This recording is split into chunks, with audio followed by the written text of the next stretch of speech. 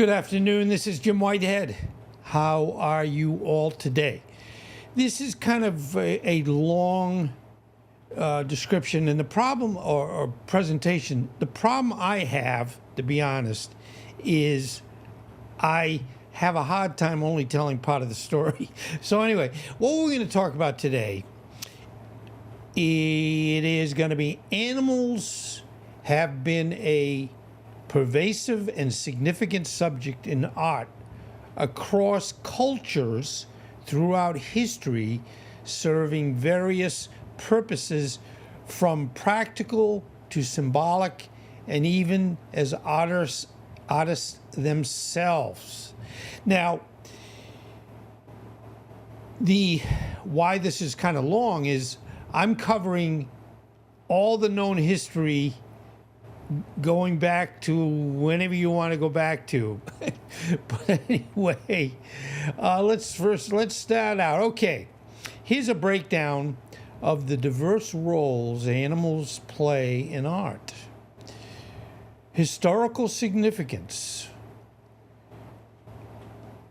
Now, what you basically have is, historically, we start out, and you can see the thumbnail shows a picture of a cave painting. And this is those of Altamira, Chauvet, and Lascaux are among the earliest examples of human artistic expression, almost exclusively depicting animals. Now, why I did this, and yes, it's long, quite a few pictures and presentations. I love animals, and the recognition is, if we said, well, we've only really loved animals for 100 years, that's one thing, but it's not. Animals are depicted as like cave paintings from eons ago. So in other words, I guess you might say everybody in historical time have loved animals and depicted them in a lot of their presentations, paintings, and so on and so forth. So this is like the example, and what I've done is, even though it shows more, it will say more than one example. I've pulled one picture for one example, but these are depicting animals like bison, horses, and now you're looking at the mammoths. I know they look like elephants, but they're not, and also rhinos. These may have been part of a shamanistic rituals, fertility rites, or hunting magic. And today I know we're saying, really? Anyway. Okay, now going to Egypt. Let's go to Egypt. And I know most often they talk about, the pyramids, but animals were also a big part of their religious beliefs, often depicted as deities or sacred symbols. For example, cats with Basat, falcons with Horus, jackals with Anubis. So the Egyptians said, hey, these animals are all right, and we're going to put them into our tombs and have it casually next to the TV. I'm kidding. But we can all feel good that when we love our animals today, we're not sitting there and going, well, a lot of people didn't love animals in the past. No, it's forever. Okay, now Mesopotamia, India, again, they use cats, love cats. Now in China, real and mythical creatures, using dragons as an example, phoenixes, unicorns. One of my ex-wives loved unicorns. God rest her soul. But anyway, they held significant cultural and religious meaning and were frequently represented in art. And that's the whole trend here. Would you take a picture of something, you'd go, that's not a good picture of anything. I don't want to take a picture of that. But would you take a picture of an animal? Absolutely. Now let's move on to ancient Greece and Rome. Animals appeared in pottery, sculptures, and mosaics, often symbolizing specific virtues or aspect of myth. For example, the dolphins in Greece are they represent the sea. And dolphins are great. I mean, I'm not going to sit here and say, oh, any animal is not good. No, they're all great. And we're lucky we have them and we have to protect them. Now, symbolism and meaning. Animals are frequently used to convey complex ideas, emotions, and cultural values. Now, for purity and fertility, we look at the bunny. How could you not love that bunny? And again, I pull all, and you couldn't do any of these presentations well if we were in the old days of going to Google and saying, show me a picture of a rabbit. Well, it could be rabbits that, aren't very pretty, or pictures are not very good. But when you do, and I use Leonardo AI, they're basically, and I can even make them look better. But, we are looking where, for purity and fertility, bunny is the choice. Cunning and intelligence, the fox. Now, if I knew you, you'd probably be here, whoever I'm watching this. But anyways, so the intelligence is fox. Now, strength and courage, the horse. Yeah. Now, you're going to see, again, some of these come up again for different reasons, but that's good. Because, if they all said, I'm going to vote for this or that, horses are very popular in our culture. So, again, horses personify strength and courage. Now, freedom and spirituality, Oops, I think I missed one. Oops. Anyway, the doves for peace and eagles for strength. Loyalty and fidelity. Would you not feel that a dog fits the loyalty and fidelity? I sure do, especially in portraits. Now, sensuality and seduction. We're back to the cat. The cat, is pretty cool. Now, warning and danger. Do you think the snake? That fits, right? Morality. We're back to cats, and they're stalking small birds, which we don't like to see. But remember, this is just a image. Now, this is Goya's portrait of Manuel Osorio Marinique de Jerniga. Boy, did I mess that one up. Now we're going to go into Christian symbolism. The rooster. I know you probably wouldn't have guessed that. Denials of Christ's resurrection, Christianity. Pope Gregory declared it a Christian symbol. The rooster. Hey, everybody deserves equal time, right? Okay. Now, what do you think the lamb represents? Christ's innocence. So his innocence is depicted as a lamb, and that fits.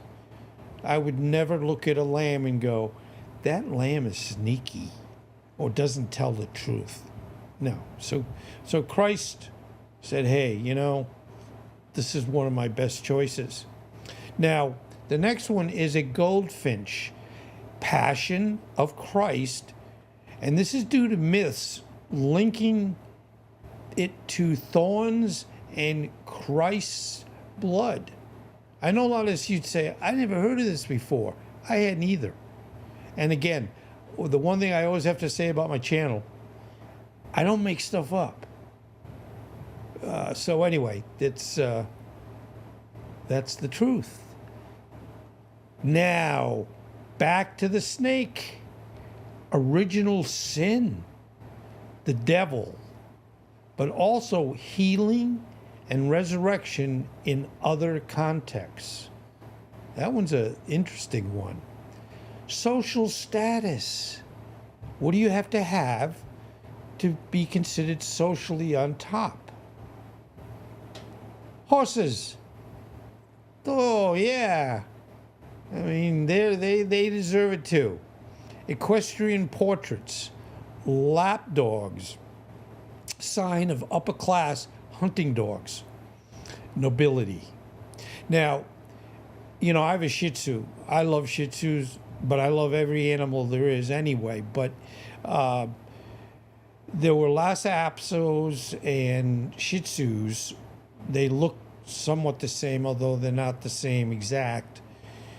Shih Tzus were considered lapdogs in many of our historical issues. And anyway, dogs also sign of upper class, hunting dogs, nobility. Now, artistic styles and movements, medieval art. They did a lot of mystical beast, adorned manuscripts, and common creatures took on secret symbolic associations. Renaissance. Artists like Leonardo da Vinci developed their own bestiaries, and animals were used to convey moral associations and explore human nature. And one of those animals are the monkeys.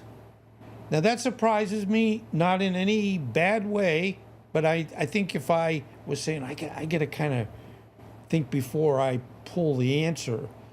But Leonardo said, hey, I like monkeys. And maybe because monkeys, when they talk about DNA, monkeys have quite a lot of the DNA that I have. And even maybe you too. So anyway, I'm not trying to make, make funny things. But now we're going to go into centuries. Wow, we're going a long time. Do we get paid by the hour? I don't know. Okay, in the 17th century, hunting scenes became popular, depicting dramatic struggles between man and beast as metaphors for untamable forces of human instincts. Okay, now in the 18th century, well, we're back to, a fascination with natural beauty. And you'd say, well, does that horse have makeup on? No. They don't need to. They're beautiful.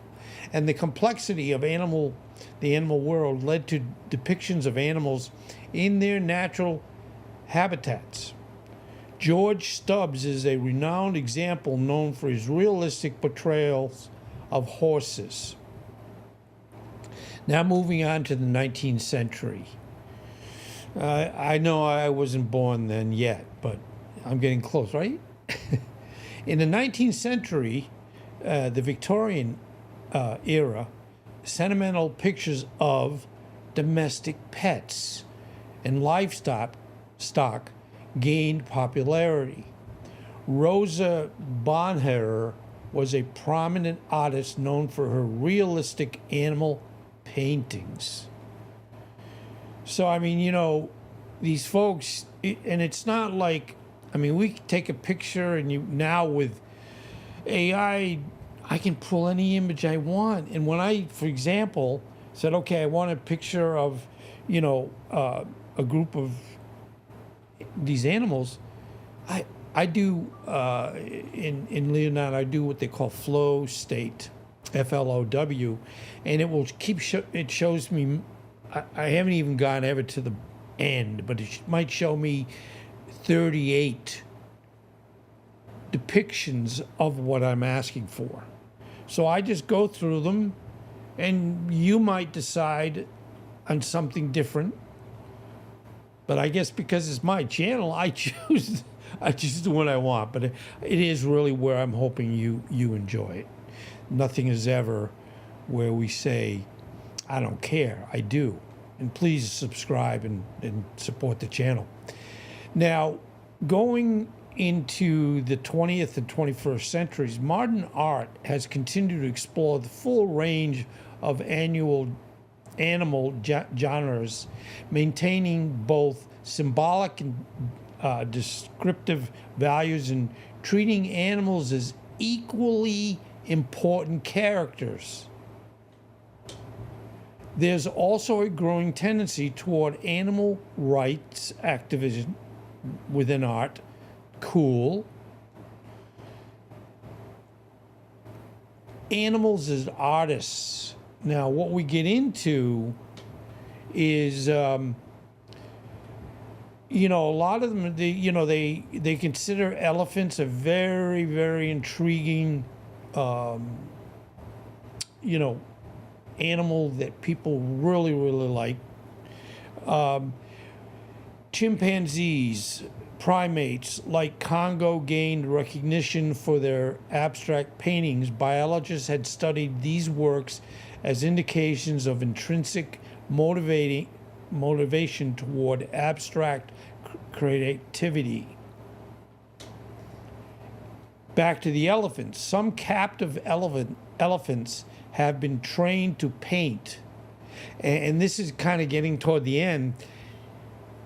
We talk all about historical, from eons, that folks that, did paintings and so on and so forth, they would choose animals a lot of the time. Well, now we're talking about animals can do the art. I know you said, oh, come on, Jim. Anyway, some captive, and I've gone through this as to how smart elephants are, and I think all animals are very smart. But we're personifying elephants. They've been trained to paint as a form of environmental enrichment, producing abstract works. Other animals, like dolphins, rabbits, like Binny the Bunny, pigs like Picasso, kangaroos, ocelots, and even beluga whales have been known to create art. And, maybe we would be saying, do they know they're creating art? Well, not in the form that they're saying, I'm going to do something artful today. But they are smart enough to say, what I'm doing has And it says, basically some animals create visually impressive displays as part of their mating behaviors, such as the elaborate bowers, and in the lower, that's called a bower, which is in essence a nest. And then we have bower birds, which is right above that, or the geometric circles created by the white spotted pufferfish. So, this little pufferfish says, I'm kind of in the art mood today, so I'm going to create and go around and create circles of what I feel good about today. While not art in human sense, these showcase complex aesthetic behaviors in the animal kingdom. So if we ever sit there and go, man, we're so smart and animals are dumb. No. We think, well, because they don't talk, they're not smart. But in essence, they're probably smart because they don't talk. We all have to be careful when we get into something. We go, I'm kind of stupid today. But animals are saying, no, hey, I'm good, I'm smart. Look at all the people who think I'm great throughout the years and centuries. And I don't care about your art, I can do my own. So in essence, animals in art reflect humanity's evolving relationship with the natural world, from ancient reverences and practical reliance to complex symbolic interpretations and even recognition of animal creativity. Well, boy, I'll tell you, this is a long one. And if you, actually 22 minutes, I kind of went as quickly as I could. But I want to thank you. And I know when I do these, I say, I sure hope people like this or they learn something. So when you look at your cat, you look at your dog. If you have a horse, if you have, let's see, what else you might have. Not a dolphin. If you have a chimpanzee, they've been loved and works from so many artists showing their interpretation of what they're seeing. And it isn't that they do, let's say, a chimpanzee, and you'd look at the picture and you'd go, what is that? No, they certainly made sure that people would know what it is. Now, as you see depicting again the cave paintings that go back thousands of years, I know one might say, is this a deer? And I think it is. But you would expect them, and they didn't have the tools, they certainly didn't have the geometry of the head's got to be bigger than the body or whatever. But they still said, even though I have to get my food, I have to protect ourselves from very bad wild animals, we have to live someplace, I'm still going to spend some time in my cave of an animal that I enjoy, like, cherish. And there you go. So anyway, I hope you enjoyed this. I really appreciate it. I admit, I know it's like sometimes you say, hey, gee, Jim, do you have to be so long-winded? My wife always says you're not good at telling short stories. And I try sometimes. But anyway, thank you very much. And I really, really hope we learned something today. I did. Take care. Thank you again.